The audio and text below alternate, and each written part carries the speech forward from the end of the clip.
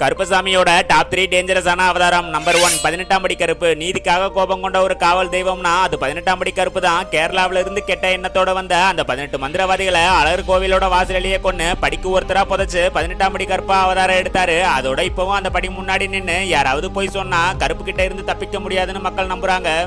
அதுக்கு முன்னாடி யாருக்கெல்லாம் கடவுள் நம்பிக்கை இருக்கோ அவங்க எல்லாரும் லைக் பண்ணுங்க. அதோட கருப்புசாமியை பிடிச்சவங்க ரெட் கலர் ஹார்ட்டை கமெண்ட்ல போடுங்க.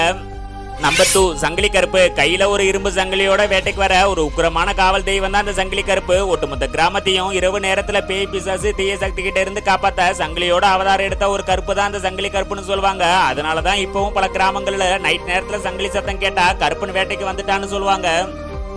நம்பர் 3 சந்தன கருப்பு. உடம்பு ஃபுல்லா சந்தனத்தை பூசிக்கிட்டு ஊர்ல அமைதியை காக்க அவதாரம் எடுத்த ஒரு கடவுள் தான் இந்த சந்தன கருப்பு. தப்பு செஞ்சவங்க யாரா இருந்தாலும் இந்த கருப்பு முன்னாடி போனா தப்பிக்கவே முடியாது அப்படின்னு சொல்லுவாங்க. அதோட இந்த கருப்பை வழிபட்டா மன அமைதி கிடைக்கும். அதனாலதான் இப்பவும் ஊர்ல அமைதியா இருக்கிற இந்த கருப்பு கோபப்பட்டா அது அழிவு அப்படின்னு சொல்லுவாங்க.